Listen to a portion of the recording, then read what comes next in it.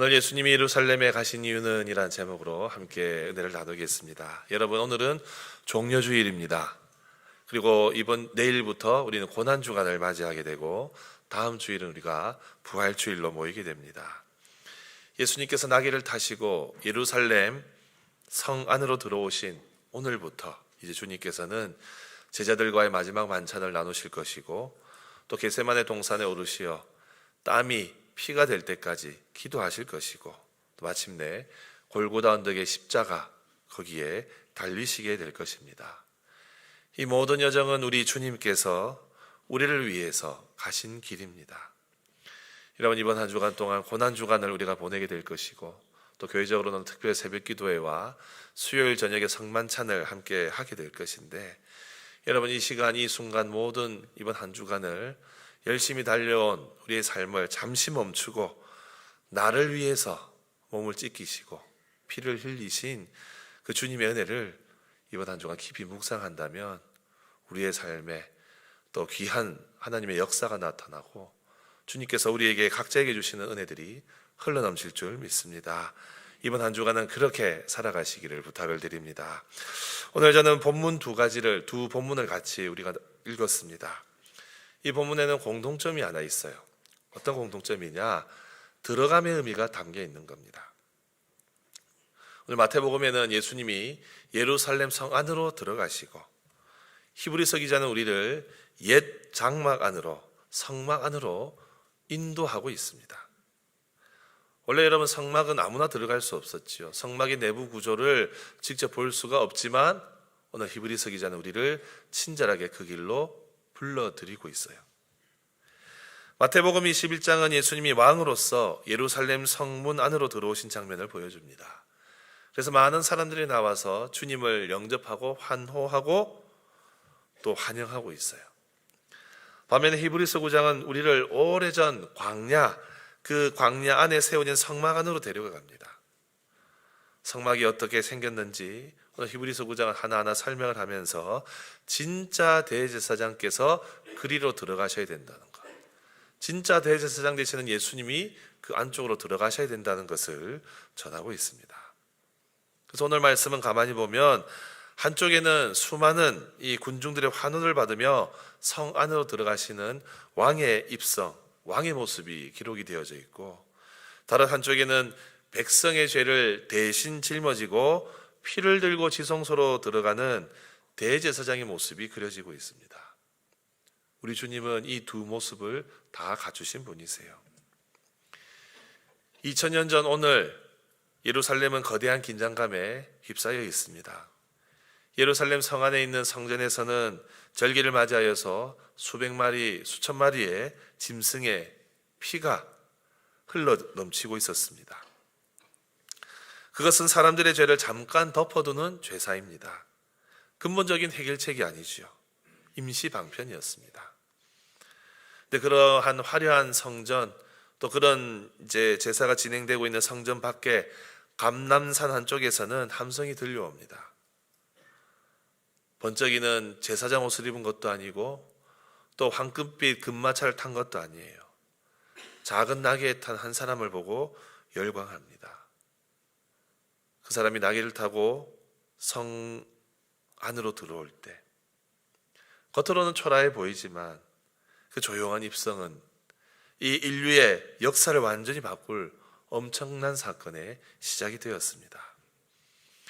오늘 히브리서는 우리에게 이 성막의 구조를 보여주는 설계도처럼 우리에게 그것을 펼쳐 보여주고, 마태복음은 예수님이 예루살렘에 들어오시는 이 사진을 우리에게 보여주면서 이 두 장의 사진과 설계도를 겹쳐보면 예수님이 왜 예루살렘에 들어오셔야 했는지 그 진짜 이유를 알 수가 있습니다.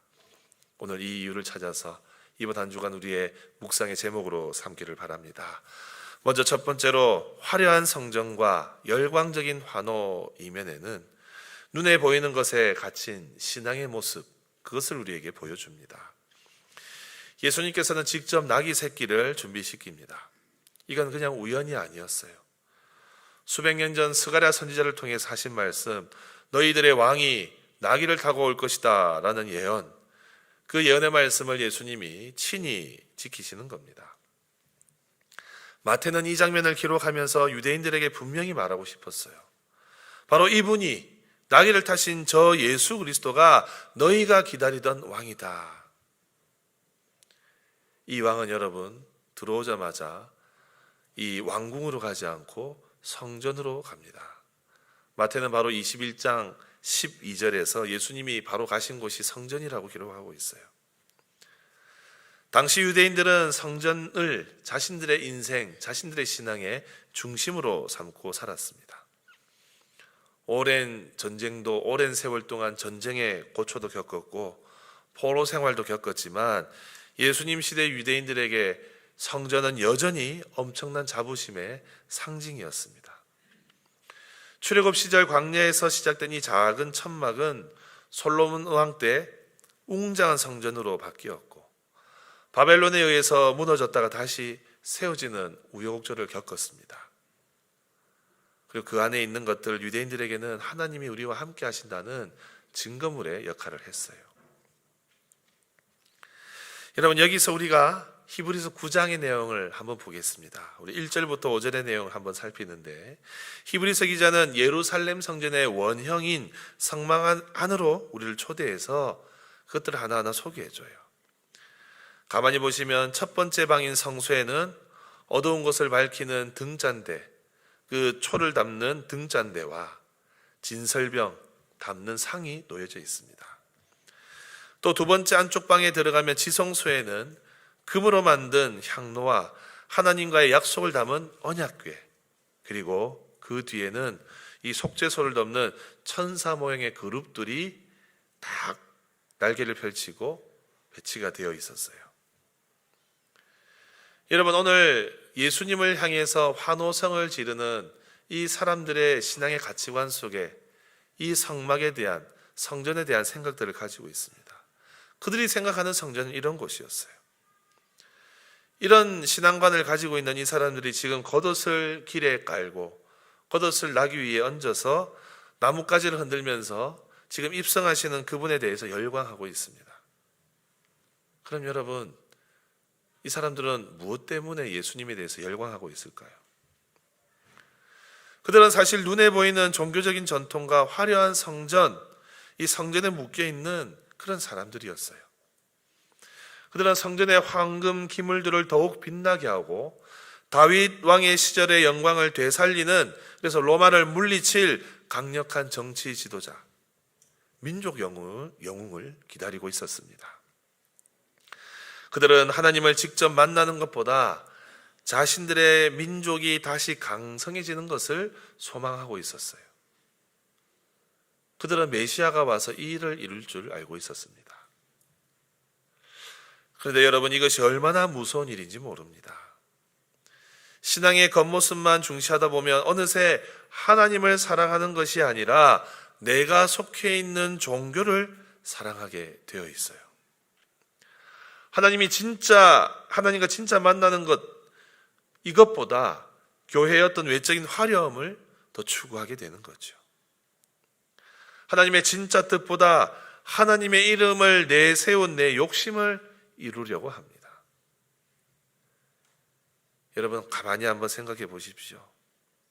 우리가 하나님과의 깊은 관계, 이 본질을 놓치고 내가 속해 있는 종교, 이 종교를 사랑하게 되면 많은 문제를 일으킬 수밖에 없어요.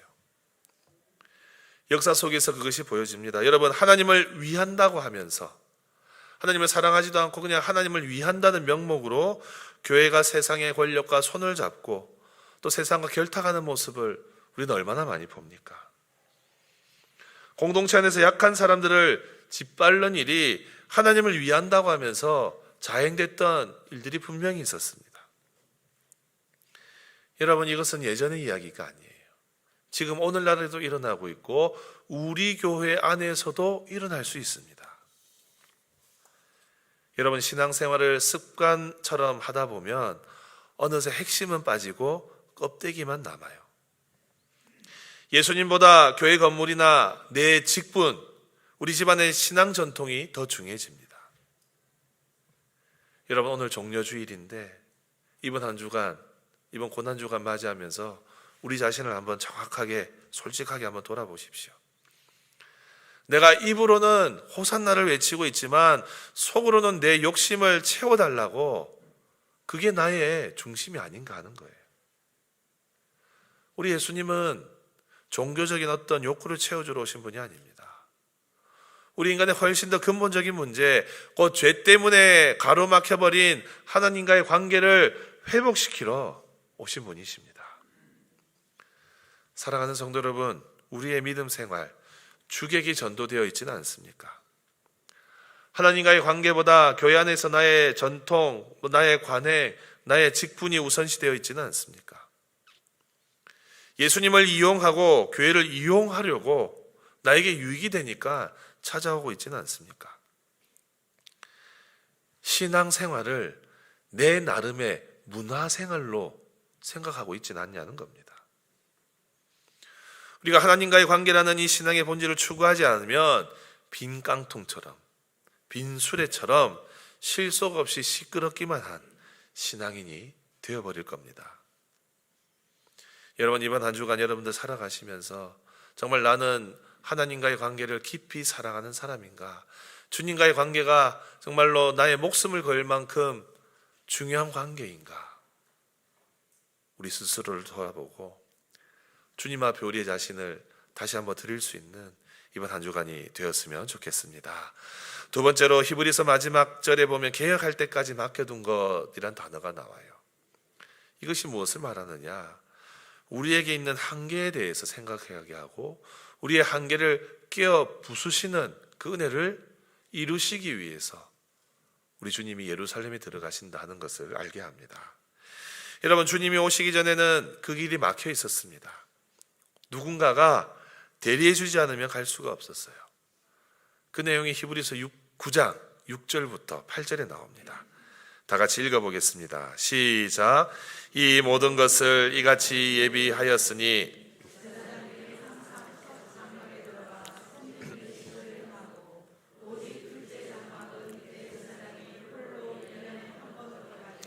자기와 백성의 허물을 위하여 드리는 피 없이는 아니하나니 성령이 이르셔서 보이신 것은 첫 장막이 서 있을 동안에는 성소에 들어가는 길이 아직 나타나지 아니한 것이라. 아멘. 여러분, 가만히 한번 생각해 보십시오. 성전을 그렇게 사랑하고 좋아하던 그 유대인들, 그런데 그 성전에 실제로 그 내부 깊숙하게 들어갈 수 있는 사람은 정해져 있었습니다. 이게 화려한 성전의 뒷모습에 있는 씁쓸하고 암울한 현실이에요. 성전은 누구나 환영하고 환대하는 곳이 아니었어요. 대부분의 사람들이 거기까지만 하고 멈춰야 하는 곳이었습니다. 여러분, 공항에 가면 VIP 라운지 같은 게 있습니다. 거기 들어가 보신 분 계십니까? 저는 한 번도 들어가 보지 못했습니다. 이유는 공항 갈 일이 거의 없었고요. 그리고 저는 VIP가 아닙니다. 여러분, 백화점이나 어떤 구별된 공간 보면 이 VIP가 들어갈 수 있는 곳이 있고 그냥 일반인만 들어갈 수 있는 곳이 있어요. 실제로 존재합니다. 근데 VIP가 들어가지 못하는 곳도 있어요. VVIP가 갈 수 있는 그런 곳도 있습니다. 그런 곳은 저는 전혀 들어가 보지 못해요. 저는 비행기 마일리지도 없습니다, 여러분. 세상은 그래요. 세상은 구별해 버립니다. 근데 이게 성전 안에도 있었던 거예요. 제사장들 매일 성소에 들어가서 제사를 드리고 빵을 바꾸고 향과 초를 관리하는 일을 했습니다. 그런데 그 안쪽 지성소는 제사장이 들어가지 못했어요. 그곳은 대제사장만 1년에 단 한 번 들어갈 수 있었어요. 레위기에 나오는 대속죄일 그날만큼은 대제사장이 온 백성의 죄를 짊어지고 하나님 앞으로 나아갈 수 있었어요. 여러분, 그렇게 성전에 대해서 열광하던 그 수많은 유대인들 중에서 정작 하나님의 임재가 있는 그 지성소에 들어갈 수 있는 사람은 단 한 명도 없었습니다. 또 대제사장 혼자 1년에 한 번 가능했어요.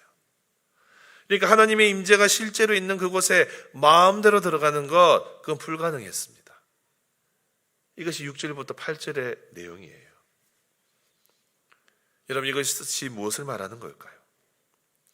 이것은 아무리 열심히 제사를 드려도 하나님과 우리 사이에는 여전히 넘을 수 없는 벽이 있었다는 거예요. 유대인들이 그렇게 성전에 대해서 열광하고 성전에 모이는 것에 힘썼지만 그들 중 아무도 하나님 앞에 당당하게 나아갈 수가 없었던 겁니다. 그럼 여러분, 이 막힌 담을 누가 여셨습니까? 바로 우리 예수님이세요. 예수님은 누구나 하나님 앞에 나아갈 수 있는 길을 열어주셨습니다. 예수님이 예루살렘에 들어오시는 이유가 바로 여기에 있어요. 사람들이 절대 열 수 없었던 그 문, 지성소의 그 문을 열어주시기 위해서 십자가라는 열쇠를 들고 예루살렘으로 들어가시는 거예요. 이스라엘 사람들은, 유대인들은 성전을 자랑스러워하고 좋아했습니다. 하지만 그 주변을 맴돌 뿐이었어요. 정작 하나님이 계신 곳 지성소 안으로는 단 한 발짝도 들어갈 수 없었습니다. 성전은 그들에게 자랑거리였지만 하나님을 진짜로 만나는 장소는 아니었던 셈이죠. 여러분, 혹시 이것이 우리의 모습은 아닙니까? 우리가 매주 교회에 나오고 또 예배 순서에 익숙하게 예배를 드리지만 정작 내 마음속 깊은 곳에서 하나님을 만나는 경험이 언제였던가, 언제가 마지막이었던지 기억나지 않는 상태로 이 자리에 계시지는 않습니까? 정작 내 영혼이 하나님을 대면하는 지성소의 은혜 잃어버린 채 여기에 계시지는 않습니까? 저는 이번 주에 이 말씀을 묵상하면서 많은 반성을 했습니다. 저는 여러분, 제가 새벽기도 매일 하잖아요. 6일 내내 제가 인도하거든요.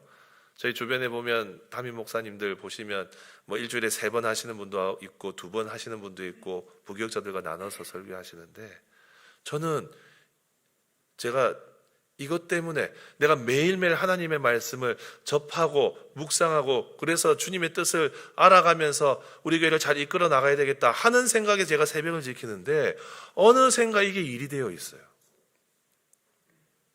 어느샌가 이게 하나님을 만나는 순간이 아니라 의무감으로 앉아있고, 제가 이제 설교를 해야 되니까 설교를 쳐내는 일로 이거 다가와 있는 걸 제가 깨달았어요. 주님과 더 가까이 가고자 새벽을 지키고 설교 준비를 했는데 막상 돌아보니까 그 깊은 맛을 저도 누리지 못하고 있고 어느샌가 일이 되어 있는 그런 현실을 보게 되는 겁니다.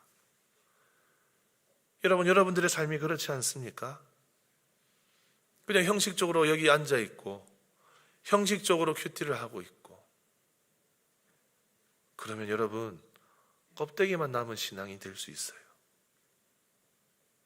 사랑하는 성도 여러분, 이번 고난주간 여러분들의 형식적인 예배 생활 혹은 형식적인 경건 생활 한번 돌아보십시오. 실제로 하나님의 임재를 내가 그 순간 경험하고 있는가? 오늘 말씀은 우리에게 도전합니다. 이번 고난주간 동안 하나님이 실제로 계시는 그 깊은 곳으로 걸어 들어오라고 오늘 말씀은 우리에게 도전하고 있습니다. 주님, 이번 고난주간, 여러분 이번 고난주간 정말 주님이 깊이 체험되는 은혜가 있기를 바랍니다. 주님을 정말 깊이 만나는 십자가의 은혜를 정말 뜨겁게 경험하는 그 회복의 은혜가 있기를 바랍니다. 우리 주님이 그것을 바라고 계세요. 그럼 우리 주님은 어떤 분이시냐? 오늘 3번째입니다. 주님은 우리의 양심을 온전케 하시는 겸손한 왕이십니다. 이를 위해서 예루살렘에 들어가세요. 여러분, 히브리서를 살피면서 여러분들 귀에 못이 박히도록 들으셨을 거예요. 옛날 제사제도는 분명 한계가 있다고, 반복해야 됐고 완전하지 못하다는 걸 매주 들으셨어요. 근데 가장 큰 문제가 오늘 여기에 나와요. 가장 큰 문제는 무엇이냐? 아무리 제사를 드려도 예배드리는 사람의 마음속 죄책감을 깨끗하게 해줄 수 없었다는 거예요. 우리 9절을 다시 봅니다. 같이 읽습니다. 시작. 이 장막은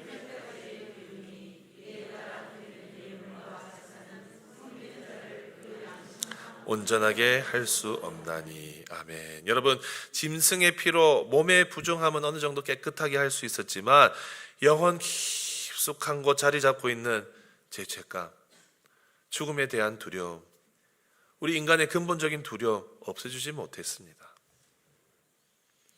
그러면 여러분, 왜 옛 제사제도는 온전히 구원에 이르게 할 수 없었을까요?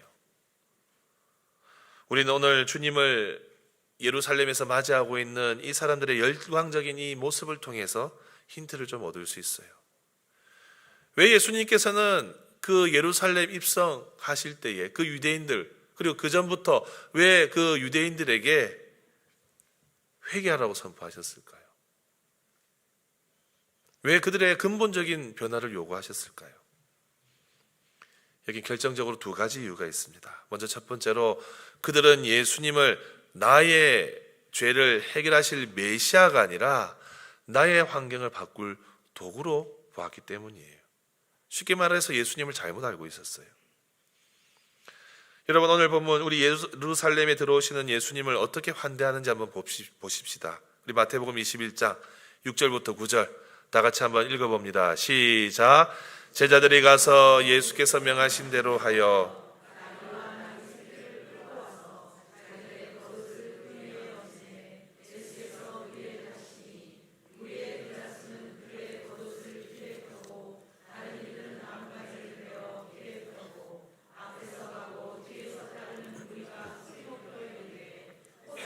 다윗의 자손이여 찬송하리로다.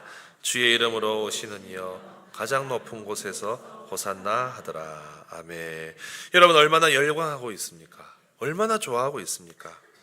금방이라도 이스라엘이 로마를 이겨서 해방될 것 같은 그런 기대감이 막 뿜뿜 샘솟고 있어요. 여기에 치명적인 문제점이 있어요. 그들이 기대한 것은 영혼의 이 씻음이 아니라 정치적인 승리를 기대했어요. 히브리서에서 말하듯 양심을 온전하게 못하는 제사처럼 그들의 환호성은 영혼 깊은 곳의 죄의 문제를 건드리지 못하는 이 겉모양의 어떤 소동에 불과한 것이었어요. 그럼 이들이 예수님에 대해서 어떻게 오해하고 있습니까?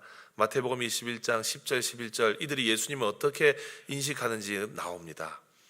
예수께서 예루살렘에 들어가시니 온 성이 소동하여 이르되 이는 누구냐 하거늘 무리가 이르되 뭐라고 합니까? 갈릴리 나사렛에서 나온 선지자 예수라 하니라.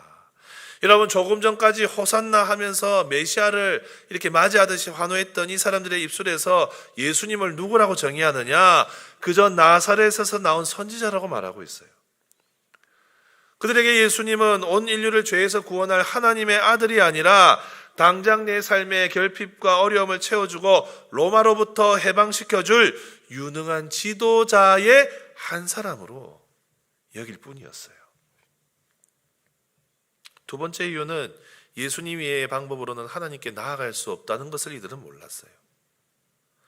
히브리서 우리 9장 9절 한 번 더 봅니다. 이 장막은 현재까지 비우니 이에 따라 드리는 예물과 제사는 섬기는 자를 그 양심상 온전하게 할 수 없나니. 하나님 앞에 나아갈 수 있는 온전한 방법이 주님 외에는 없다는 거예요. 그전에는 없었다는 겁니다. 여러분, 우리의 마음, 우리의 양심이 온전해져야 됩니다. 이것을 믿으십니까? 그래서 히브리서 기자는 이 10절에서 이것을 개혁이라는 단어로 표현해요. 우리에게 마음의 개혁이 필요합니다. 삶의 개혁이 필요합니다. 그러기 위해서는 그 전에 우리의 마음이 깨끗해져야 돼요. 우리의 양심이 깨끗해져야 된다는 겁니다. 여러분, 가정에 귀한 손님이 집에 찾아오게 되면 여러분 어떻게 하십니까? 우리 집사님들, 권사님들, 막 남편들은 가만히 있지만 막 서둘러서 그릇도 준비하고 하시잖아요. 좋은 손님 오신다고 하면 막 그릇 좋은 거 끄집어냅니다. 저도 작년 이맘때 제자반 가정 오픈을 했는데 저희 집에서 먼저 시작을 했거든요. 3반을 저희 집에 초대를 했어요. 하루씩. 그러니까 3번을 이제 가정 오픈했는데 그날 저희 아내가 그동안 저도 잘 못 봤던 접시를 꺼내는 걸 봤습니다.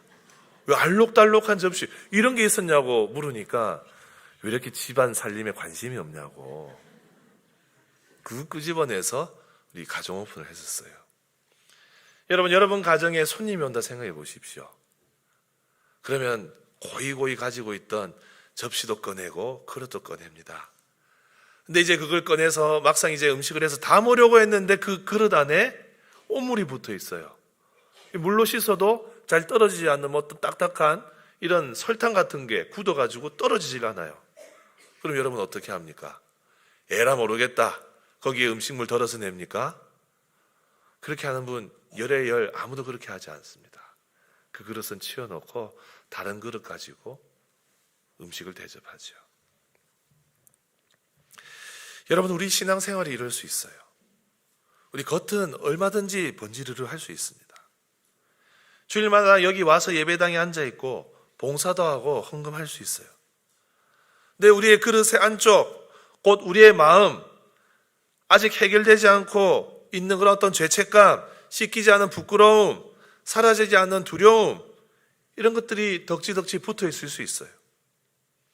아무리 비싼 그릇이라도 안이 더러우면 손님 앞에 내어놓을 수 없듯이 우리 겉모습만 멀쩡하고 속사람이 깨끗하지 않으면 하나님이 당당하게 우리를 사용하실 수가 없습니다. 그럼 그것을 씻을 수 있는 게 무엇이지요? 그게 바로 예수 그리스도의 보혈입니다.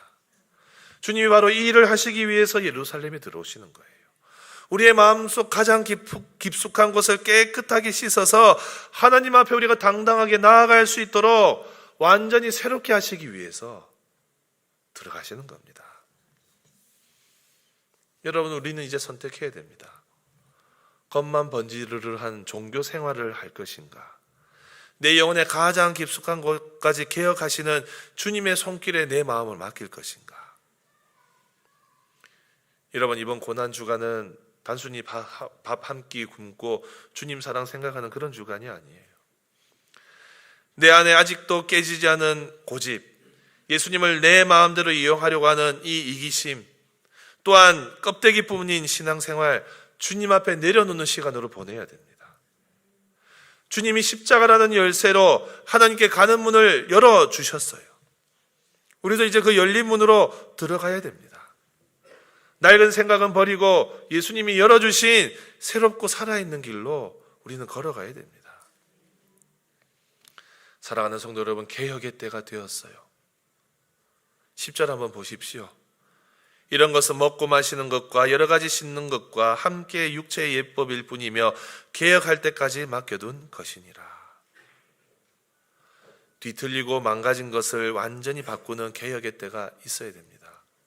그때가 언제 이루어졌습니까?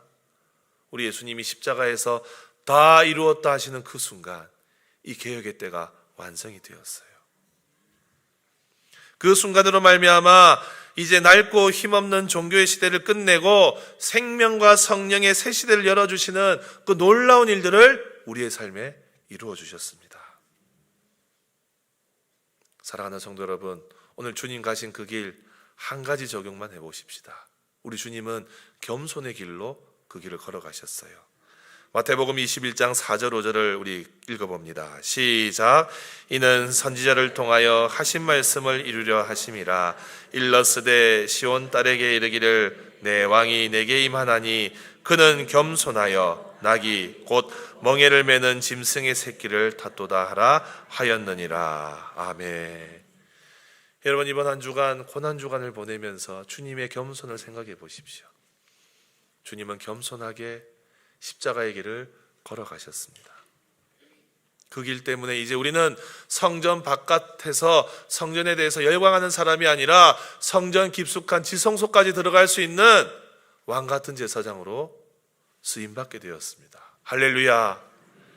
여러분, 이번 한 주간 화려한 종교 생활, 내 욕심을 성취하는 그런 신앙의 그런 욕망들 다 내려놓고 정말로 내 인생의 근본을 바꾸시는 그 주님의 십자가의 은혜를 깊이 묵상하면서 사시기를 바랍니다. 그리하여서 주님, 저를 바꾸어 주십시오. 주여, 저의 양심을 개혁시켜 주십시오. 제 마음을 주님의 피로 깨끗하게 하여 주십시오. 우리가 이 기도의 제목으로 나아갈 때에 이번 한 주간이 십자가의 은혜가 흘러넘치는 복된 한 주간이 될 줄로 믿습니다. 이것을 소망하면서 이번 한 주간 주님의 십자가 사랑 가운데 살아가시기를 주님의 이름으로 축복합니다.